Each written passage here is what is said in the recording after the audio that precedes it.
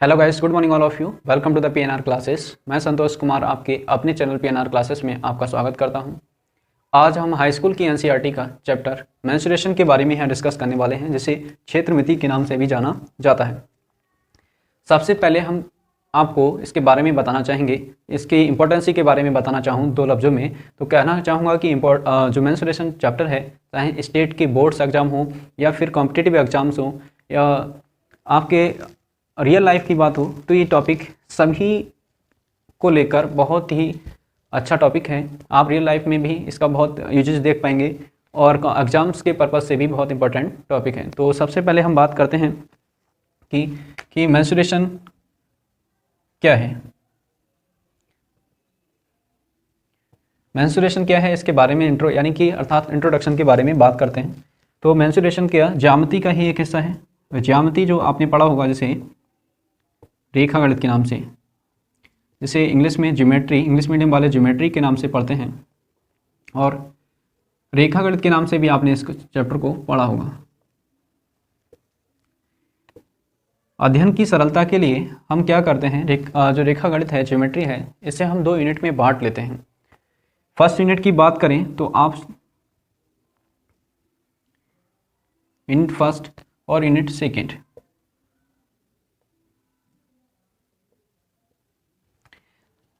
आपको संक्षेप में इसका इंट्रो आपको बताता हूं कि ये संक्षेप में बहुत अच्छे तरीके से कैसे समझा जा सकता है। जैसे कि सबसे पहले आप रेखाएं और कोण के बारे में पढ़ते हैं। रेखाएं और कोण के बारे में पढ़ते हैं, फिर इनसे बनी आकृतियां के बारे में यहाँ पर ज्योमेट्री में पढ़ते हैं। जैसे कि आप किसी भी आकृति को ले लो, जैसे मैं फॉर एग्जांपल के लिए यहाँ पर आपका त्रिभुज बना देता हूँ। अब त्रिभुज बनाने के लिए आपको पहले एक रेखा बनाना सीखना पड़ा होगा, और रेखा कैसे बनती है इसके बारे में आपने पहले रेखा बनाना सीखा, फिर 3 रेखाएं आपस में ऐसे करके बना दी तो त्रिभुज बन गया, यानी एक बंद आकृति बना दी तो त्रिभुज बन गया। तो ये आराम से आपने इस तरीके से समझा होगा। फिर जो त्रिभुज की विशेषताएं होती हैं, त्रिभुज कितने प्रकार के होते हैं और त्रिभुज के क्या क्या गुण हैं अपने, तो उनके जो बारे में अध्ययन किया जाता है वो यूनिट फर्स्ट में किया जाता है, रेखाएं और कोण में। और जबकि त्रिभुज का जो 3 भुजाएं हैं, ये वाली, इन भुजाएं यानी कि जिसे हम रेखा पढ़ सकते हैं, ये रेखा जब बंद आकृति बना रही हैं तो हम इन्हें भुजा बोलने लगते हैं। नाम चेंज हो जाता है, इनका काम चेंज हो जाता है, तो इनका नाम भी चेंज हो जाता है। ऐसे ही अब इनके अंदर जो एरिया बंद हुआ, यानी कि जिसे हम आसान भाषा में बोलते हैं, जो जगह इसके अंदर बंद हुई, यानी कि स्पेस हुआ बंद, जो स्पेस क्लोज हो गया, इस स्पेस को हम ज्योमेट्री की लैंग्वेज में क्या बोलते हैं, एरिया बोलते हैं, जिसे क्षेत्रफल के नाम से जाना जाता है हिंदी में। तो आप क्षेत्रफल का जो हिस्सा है, क्षेत्रफल कहाँ कैलकुलेट करेंगे, तो यहाँ पर कैलकुलेट करेंगे मेंस्ट्रुएशन वाले भाग में, जो जिसका टॉपिक आज हम बात कर रहे हैं। जैसे कि आयत की बात करें तो आयत की जो विशेषताएं हैं, इसके आमने सामने की भुजाएं आपस में बराबर होती हैं। आमने सामने की भुजाएं आपस में बराबर होती हैं। इसके प्रत्येक कोने पर 90 डिग्री का कोण होता है। इसके जो विकर्ण हैं यानी कि डायगोनल, यह आपस में बराबर लेंथ के होते हैं, बराबर लंबाई के होते हैं। जो विशेषताएं हमने ये पढ़ी, जो मैंने ये विशेषताएं बोली आपके लिए, ये सभी विशेषताओं का अध्ययन फर्स्ट यूनिट में करते हैं ज्योमेट्री की। जबकि इस आयत के अंदर जो जगह यानी कि स्पेस बंद हुआ, जिसे मैं शेडेड करके रिप्रेजेंट करने का प्रयास कर रहा हूँ, वो जो ज्योमेट्री की भाषा में जिस जगह को हम क्षेत्रफल का नाम दे चुके हैं, यानी कि एरिया का नाम दे चुके हैं, ये एरिया के बारे में हम यहाँ पर फाइंड आउट करना सीखते हैं। ऐसे ही अगर मैं और एग्जांपल लूँ, ये तो 2 डायमेंशनल की सभी शेप्स थी। जैसे कि आयत आपका 2 डायमेंशनल क्यों है, तो ये 2 विमाओं में नापा जा सकता है। केवल इसकी ब्रीथ को नाप सकते हैं और आपकी लेंथ को नापते हैं, यानी कि 2 दिशाओं में इसको मेजरमेंट किया जाता है।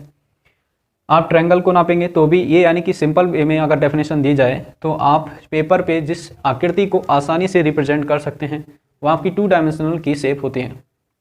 जैसे कि आप किसी कमरे को अगर देखना चाहें तो उसकी केवल एक साइड ही अपनी आंखों से देख पाएंगे, और जबकि एक जो प्लेन पेपर, जो आपकी कॉपी का सबसे अच्छा एग्जाम्पल है, वो एक क्या होता है, आयत होता है, या तो वर्ग की शेप का होगा। उससे आप आसानी से एक जगह खड़े होकर उसकी सभी सरफेस को आप देख पाएंगे, यानी कि उसके पीछे वाला सरफेस भी आप पलट के देख सकते हैं, या साइड पे खड़े हो जाएं तो दोनों चीज़ें दिख जाएंगी। बल आप एक कमरे की किसी दीवार की साइड से खड़े होंगे तो केवल एक सरफेस आप देख पाएंगे। मैक्सिमम आप किसी ऐसे एंगल से खड़े होंगे कॉर्नर साइड से तो दो सरफेस देख सकते हैं, लेकिन ये पॉसिबल नहीं है कि उसके पीछे वाली दीवार भी आप आसानी से देख पाएँ। तो 3 डायमेंशनल की शेप क्या होती है आपने आसानी से आसान भाषा में समझे, इसमें लेंथ, ब्रीथ और हाइट मेजरमेंट की जाती है, वो आपकी क्या होती है। तो इस घनाभ के बारे में बात करने के लिए आपसे कहना चाहूँ तो इसका जो विशेषता है, इसमें कितने किनारे होते हैं, किनारे आप काउंट करेंगे तो आप कमरा आपका क्या होता है, जिस कमरे में आप रहते हैं वो कमरा एक घनाभ की आकृति का हो सकता है या फिर एक घन की आकृति का हो सकता है। तो कमरे का सबसे पहला सरफेस जो फर्श है आपका, फ्लोर है, उसके 4 किनारे होते हैं, और जो छत है उसके भी 4 किनारों को काउंट कर सकते हैं। 4 किनारे आसानी से काउंट कीजिए मेरे साथ साथ, तो आप 4 किनारे ऊपर के काउंट कर पाएंगे और 4 किनारे नीचे के काउंट कर सकते हैं, मतलब जो आयत होगा या फिर वर्ग होगा। तो वर्ग के भी 4 किनारे होते हैं और आयत के भी 4 किनारे होते हैं, यानी कि 4 किनारे ये काउंट कर सकते हैं और 4 किनारे ये भी काउंट किए जा सकते हैं। अब जो साइडों की दीवारें हैं, जिन दीवारों को यहाँ पर अच्छे तरीके से रिप्रेजेंट नहीं कर सकते, देख सकते हैं एक दीवार ये है, इसका ये 2 किनारे ये हो गए, और एक दीवार ये है, इसके किनारे 2 ये हो गए, तो ये 2 किनारे ये 4 ही हो गए, तो टोटल किनारे 12 हो गए, यानी कि जिसे एजेज बोला जाता है, how many edges of the cube, तो देयर आर 12 एजेज। तो कितने क्यों एजेज होते हैं, यानी कि कितने किनारे होते हैं, तो किनारे यानी कि भुजाएं कितनी होती हैं, तो 12 भुजाएं होती हैं घनाभ की या घन की। जो घन का सरफेस होता है वो क्या होता है, वही वर्ग होता है, और एक घनाभ का जो सरफेस होता है वो क्या होता है आपका, एक आयत होता है। तो ये जो चीज़ें हैं, इनकी जो विशेषताएं वाला भाग जो हमने वर्णन किया अभी, वो ज्योमेट्री के फर्स्ट यूनिट में बात किया, जबकि मेंसुरेशन जो टॉपिक आज हम इंट्रो बात कर रहे हैं, इसमें हम इसका कौन सा वाला भाग पढ़ेंगे, तो इसका जो सरफेस है, एक सरफेस किस आकृति का होगा घनाभ का, तो वो एक आयत की आकृति का होगा। किस आकृति का होगा, तो वो एक आयत की आकृति का होगा। और आयत का जो क्षेत्रफल होता है, तो पृष्ठीय क्षेत्रफल जिसे नाम देते हैं, यानी कि सरफेस एरिया, वो आप यहाँ पर पढ़ेंगे मेंसुरेशन के अंदर। और जो कमरे के अंदर जो जगह स्पेस जिसमें आप रहते हैं, जिसमें आप टेबल, पंखा, फैन वगैरह सब कुछ लगा देते हैं, वो जो जगह है, गैप है, वो एक आप 3 डायमेंशन यानी कि 3 दिशाओं में हो गया कमरा। जैसे कि फर्श से ऊपर को उठते उठते, जिसमें आप कमरे की दीवार में नहीं स्थित होते हैं या कमरे से बाहर नहीं होते, जो कमरे में जिस जगह में आप खड़े होते हैं, जिस जगह में आप टेबल चेयर डालकर बैठे होते हैं, वो जगह क्या कहलाने लगती है, आयतन कहलाने लगती है।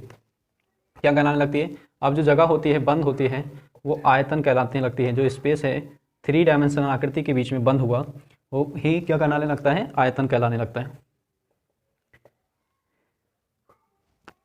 ये बात मैंने आप तक पहुंचाने का प्रयास किया। आई होप ये बात आपको आसानी से समझ आ चुकी होगी। आज के इस टॉपिक मेंसुरेशन में हम ज्योमेट्री की किस बात का अध्ययन यहाँ पर करते हैं। मेंसुरेशन का अपने आप का अर्थ भूल जाइए, मेंसुरेशन क्या है। हम जिस जो मेंसुरेशन के टॉपिक में हम पढ़ रहे हैं, नाम भी इस बात को इंडिकेट कर रहा है, क्षेत्र मिति। मिति का मतलब होता है मेजरमेंट, ठीक है। क्षेत्र मतलब एरिया का मेजरमेंट, क्षेत्र मतलब कोई रीजन, और मिति मीन्स मेजर जिसका मेजरमेंट किया जा सके, यानी कि जो मेजर करते हैं वो यहाँ पर करते हैं। और क्या क्या मेजर करते हैं, तो आप आयतन मेजर कर सकते हो और क्षेत्रफल मेजर कर सकते हैं, चाहे वो पृष्ठीय क्षेत्रफल हो, क्षेत्रफल आपका पृष्ठीय क्षेत्रफल भी हो सकता है, वक्र पृष्ठीय क्षेत्रफल भी,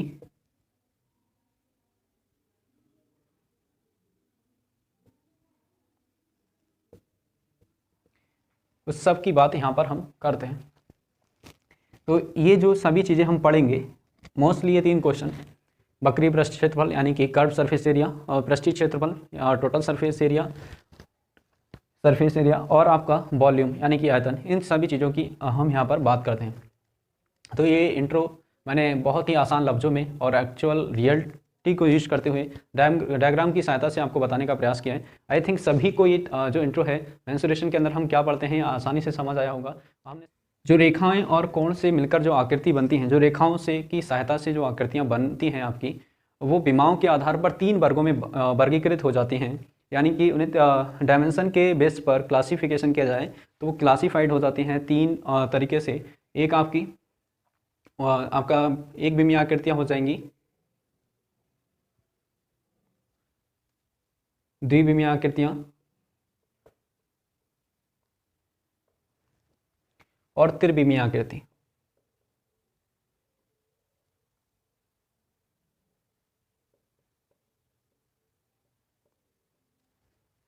एक बीमीय आकृति में क्या करेंगे, एक बीमीय आकृति कौन सी आकृतियाँ होती हैं, तो एक बीमीय आकृति में हम बात करते हैं तो जैसे कि रेखा आपकी क्या है, वैसे तो एक बीमा का एक्चुअल में कुछ भी नहीं होता, रेखा जो लाइन जो होती है उसकी भी कुछ ना कुछ थिकनेस होती है, बस अगर उसे नेगलेक्ट कर लेते हैं, यानी कि उस थिकनेस को क्या कर देते हैं, नेगलेक्ट कर लेते हैं।